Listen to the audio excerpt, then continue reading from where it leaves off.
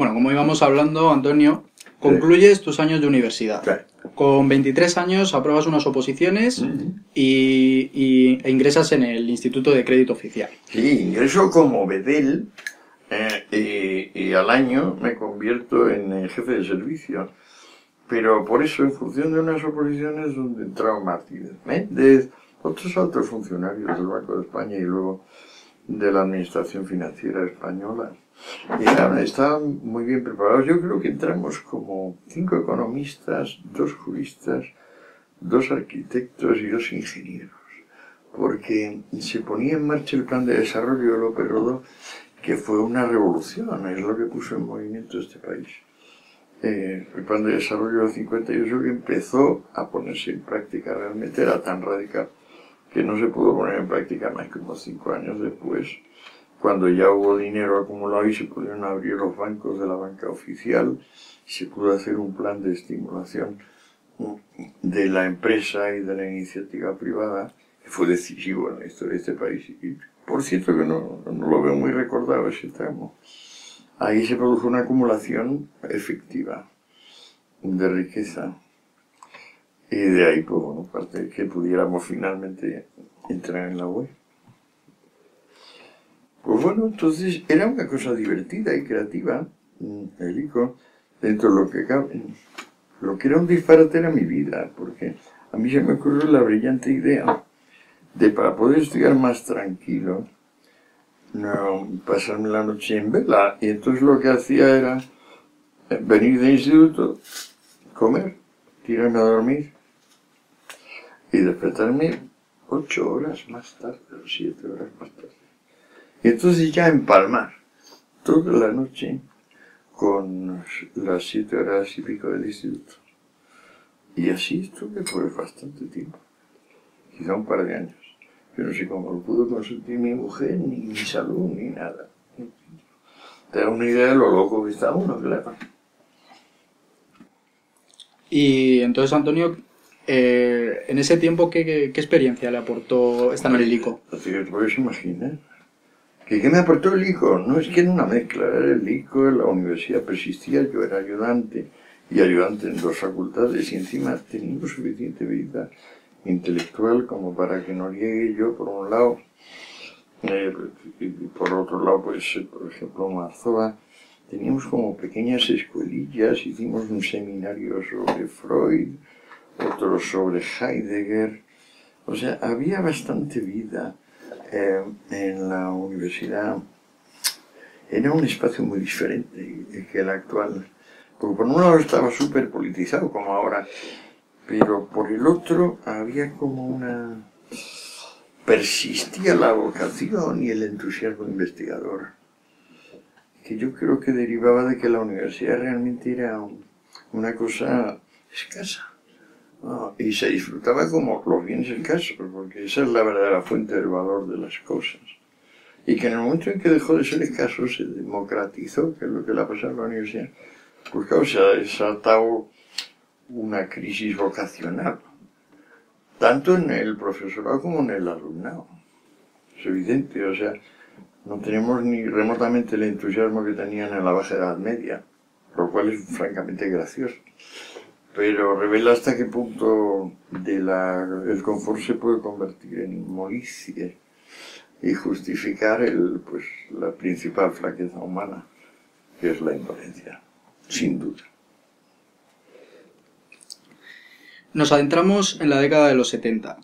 Escribes tu tesis doctoral titulada La conciencia infeliz, la cual molestó al tribunal encargado de examinarlo. ¿Qué reflexión le merece el rechazo de su tesis por parte del mundo académico en aquella España? Es que pasaba de todo. Estábamos también tan vivos que yo me acuerdo de decirle al decano que me había planteado esto de yo me voy a cargar esta tesis porque me da la gana y yo mando y ya está. Al estilo de la mili. Claro. Así era aquella España.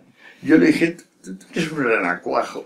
O sea, tú pareces tal igual, de a mí no me vas a intimidar. Hay leyes y hay cosas, no te las vas a poder saltar. El otro era subsecretario de Exteriores, un tal García Arias, y era catedrático de Internacional Público. Y bueno, finalmente me retrasaron, tal, no sé qué, yo seguí en aquellos tiempos, date cuenta, Yo no estaba enardecido por la mili, tenía compañeros que pensaban lo mismo que yo, leíamos a Marcuse ávidamente o a Hannah Arendt, en fin, teníamos un campete del cual hablar. Y este freno que me puso la universidad, al principio me pareció que venía de una cosa puramente personal, este tío conmigo. Pero luego me di cuenta que no. O sea, que yo representaba la universidad antigua. En la nueva era un cuerpo extraño y sobraba, aunque fuera jovencísimo, y fuera el primer año de prácticas, ya sobraba. Era una actitud demasiado clásica, demasiado antigua para lo que estaba empezando a pasar, yo creo. Y bueno, luego hemos ido con esto. Pero claro, yo cada vez tomándomelo más como un punto de autoafirmación. Y pues la institución, lógicamente, siguiendo el pie forzado de sus propios actos, ¿no? Si hemos decidido FU, pues seguimos con FU y punto, y ya está. Y eso ha venido pasando con lo mío, y yo creo que ha venido bien. A mí me ha picado, y entonces al picarme, pues he producido las críticas posibles al estado de cosas. Y yo creo que esas críticas mejoran el estado de cosas, aunque sea un granito de arena en una enorme playa.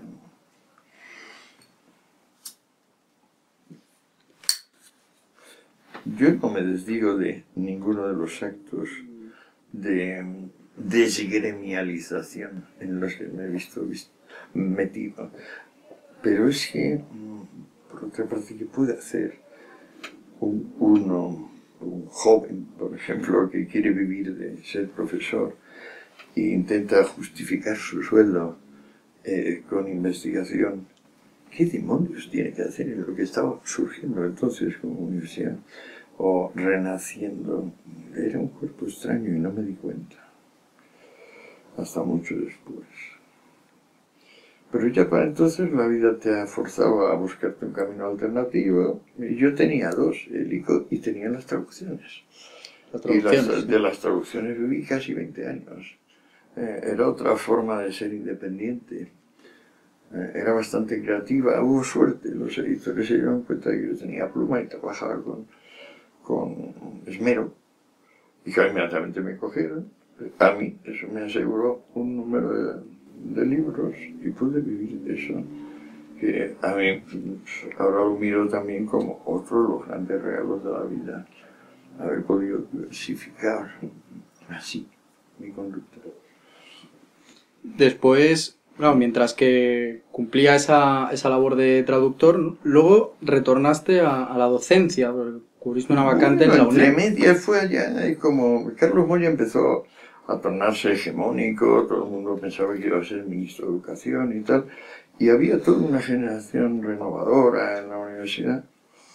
Pues entonces Carlos me ofreció que me quedara como profesor a tiempo parcial, yendo muy pocas veces y con un sueldo simbólico en la UNED.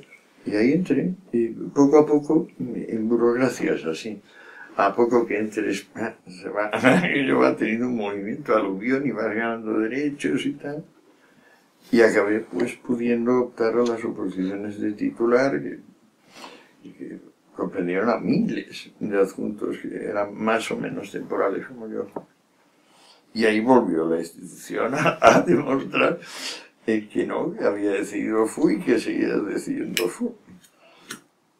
Y bueno, a pesar de todo, fueron lo bastante vagos como para no querer plantearse un nuevo recurso administrativo mío, y entonces acordaron mucho tiempo después, 3 años después o así, que me perdí la antigüedad, decidieron ponerme un 5 para que no reclamase. Y bueno, pasé con un 5, que era morado, pero pasé, que es lo que yo quería, y me quedé mucho tiempo. Me hubiera querido quedar más, pero no quiso el departamento hacerme mérito. Y bueno, ¿qué le vamos a hacer? O sea que también ha sido como oveja negra por parte del sistema. Hasta el final, sin alteración alguna, hasta el último acto. Votan contra ti personas que no te conocen, que tú no sabes quién eres. El otro es, no le reconoces si le ves pasar por el pasillo. ¿Por qué votan contra ti? Ahora, Antonio, si te parece, vamos a pasar a tu salto a las tierras ibicencas para hacer la revolución sexual. ¿Marcó un antes y un después el paso que le llevó a vivir este nuevo modelo de vida para ti? No, hombre, es que ten en cuenta que Sartre y Beauvoir y todo el mundo en el que nos movíamos, probablemente Camus,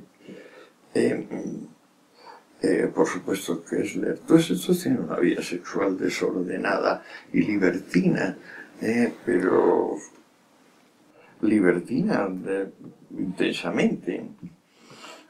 Y nosotros pues éramos igual de libertinos. Esta es una tradición de la izquierda verdadera, o sea, no de la izquierda esta de mesiánica, antidemocrática.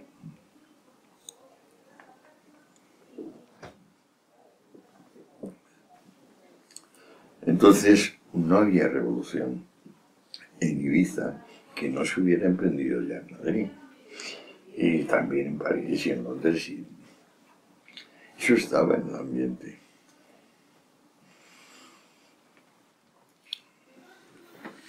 Ahora, Antonio, nos gustaría tratar un tema que ahora está de actualidad, ¿no?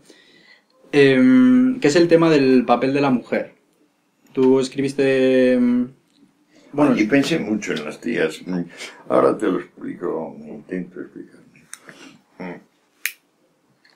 Al caer aquí en la meseta nacional católica, lo peor de todo, no lo hemos mencionado, era la represión sexual.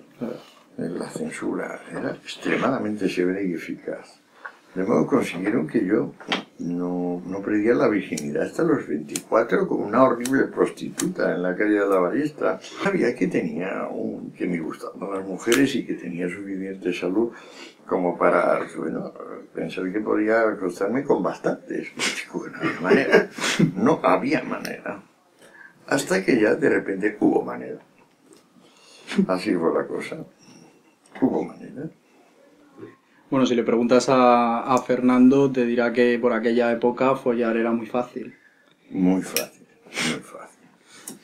Era que sí, es que yo creo que la libido circulante era muy superior, pero bastante. Pues como íbamos hablando, Antonio, ¿Sí? tú haces un estudio sobre todo en tu obra Historias de Familia y no sé, en Rameras y Esposas, sobre el papel de la mujer que tiene desde la antigüedad. Entonces, te queríamos preguntar si el papel de la mujer actualmente ha evolucionado o por el contrario ha involucionado con respecto a la antigüedad. Pues mira, yo creo que la gran parte de las feministas, yo me considero feminista, gran parte del feminismo es racional y que por tanto no tira piedras contra su tejado y no es involucionista. Esto, la parte protestona que se ve ahora, tú y tal, esto me parece una pequeña proporción del feminismo. Y quizás no se han dado o no se quieren dar bien cuenta de qué relación tiene lo que ellas piden de igualdad de la mujer con una propuesta teórica de tipo político, que viene a decir que, bueno, la propiedad privada es un robo y que el comercio no debe seguir en manos privadas. Y bueno, a mí me parece que es muy tributaria esta postura de yo quiero la igualdad, pues no, yo lo que quiero es decirle al sistema que no está bien puesto, que hay que cambiar el sistema y que parece que llaman heteropatriarcado capitalista.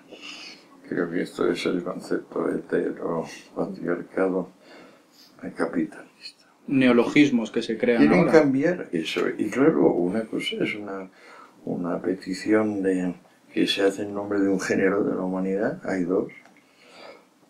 Y otra cosa es una propuesta de cambio político que afecta date cuenta, no solo al género masculino, afecta probablemente al 95% del femenino.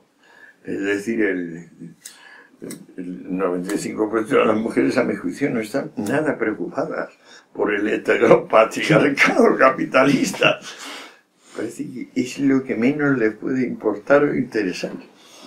Ahora hay personas que de repente en un cierto momento tienen más entusiasmo, acceden a los medios llamados de comunicación, que más bien se podría llamar de indoctrinación de masas, y bueno, pues se les nota más. Ahora, yo creo que ha sido un gran éxito la manifestación esta del otro día, porque demuestra como la vigencia del agitprop, que llamaban soviético, demuestra cómo puedes mezclar cosas que en principio no son lo mismo, pero como que hagan parecer lo mismo y que resuene mucho y que tenga un gran peso en la opinión.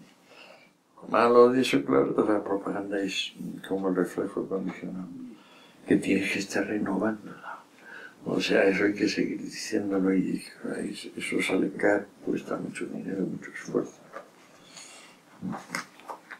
La ventaja, la verdad, es eso, que no necesita tener un servicio continuo de reaseguramiento de que lo que has dicho es lo que hay que decir y que... Hombre, yo creo que ha habido varios avances respecto al papel que tenía la mujer hace, ¿cuánto? 20, 30, 40, 50 años. Las tías están encantadas de lo que ha ido pasando. Creo que la mayor parte de las mujeres así sanas y satisfechas consigo mismas están encantadas con lo que ha pasado en los últimos 100 años. En realidad empezaron pasando cosas muy raras, pero es que, como la señora Pankhurst y sus hijas, o sea, son las primeras sufragistas, si luego te vas al detalle, son unas tías, son 3 tías y son a cual más rara.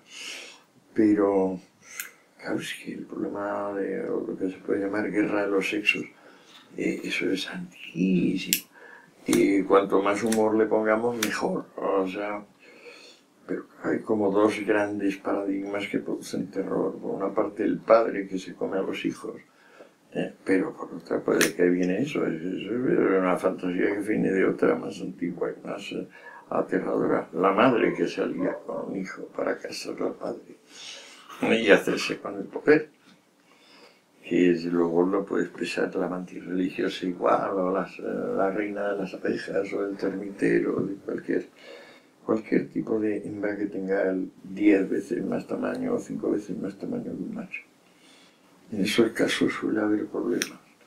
O sea, suele ser casi automático que la eyaculación y la decapitación coincidan. Bueno, Antonio, para concluir con tu etapa y siguiendo este eje cronológico que hemos planteado, fundaste en Ibiza la discoteca Amnesia. Y en los 80 fuiste condenado a prisión. ¿Cómo recuerdas en general esa etapa en Ibiza? Bueno, eso lo tienes en Cáñamo, digamos el relato de cómo acabé con los huesos en la cárcel, muy detallado, en 6 u 8 capítulos, en la revista Cáñamo. Pero bueno, acabaré poniéndolo también más a disposición de los lectores, no sé cómo, eso dependerá de Jorge. Porque no está mal, ya que lo he escrito, pues bueno, tengo un poco más difusión que los tíos que leen una revista sobre Cáñamo, una de esas monográficas llamada Cáñamo. Para no repetirme, que es lo que siempre me molesta, sobre Amnesia y la cárcel, pues mira, es todo un complejo. Hay que recordar que yo llegué a Ibiza, por supuesto, para seguir con la revolución sexual, continuar con la revolución, tomar una playa importante para la revolución sexual, pero sobre todo servir a la causa de la fraternidad del amor eterno, que era el grupo aquel de surfistas cachondos, que en aquel momento me emocionó y me pareció cachondo. Pasé mucho tiempo en darme cuenta que tenían un nombre en Ibiza, pero para mí la ilusión nada más llegar era ponerme a su servicio. Y durante algunos años, no muchos, pero un par de años, aquello funcionó de la hostia. Con las combi Volkswagen trayéndose aquellas tabletas de hachís afgano como nunca se ha fumado. Una cosa, un perfume. Luego todas esas tierras las dedican ahora a dormidera, a los afganos otra vez. Estoy hablando de los valles y las vegas de ríos que tienen unas pocas, pero que son muy feraces y muy fértiles. Que dan virguerías, o sea, el mejor cáñamo y el mejor gas y el mejor opio. El de los órganos. El caso es que yo fui a Ibiza por el servicio de la fraternidad. Y, claro, desde ese momento ya era un delincuente potencia. Yo lo que quería es practicar la desobediencia civil, aplicarla y derogar la prohibición de las drogas, claro. Pero me parecía que el instrumento más adecuado era la fraternidad, porque era un grupo de chicachondos perdidos, rodeados de señoritas encantadoras, cachotas perdidas, pero además bastante cultos, y que además éramos genios, convirtiendo la marihuana en negocio para hacer ácido y repartirlo. Luego, la mafia hippie, como la llamaban californiana, fue procesada. Yo fui procesado por todo lo más normal que se puede imaginar. Lo que pasa es que las peripecias intermedias ya las dicta la suerte, ¿no? Y eso resultó que, por ejemplo, el episodio de Amnesia, yo no me imaginaba nunca ser promotor de lugar de esparcimiento, en lo que me convertí inmediatamente cuando conseguimos el permiso de Amnesia, que obligatoriamente era permiso de discoteca, y que una cosa que se repartía como si fuese un don de Dios, ¿eh? Pero lo conseguimos con relativa facilidad a través de que Sáenz de Heredia, mi socio, era compañero de carrera del gobernador civil, compañero de carrera y pariente del gobernador civil en Palma de Mallorca.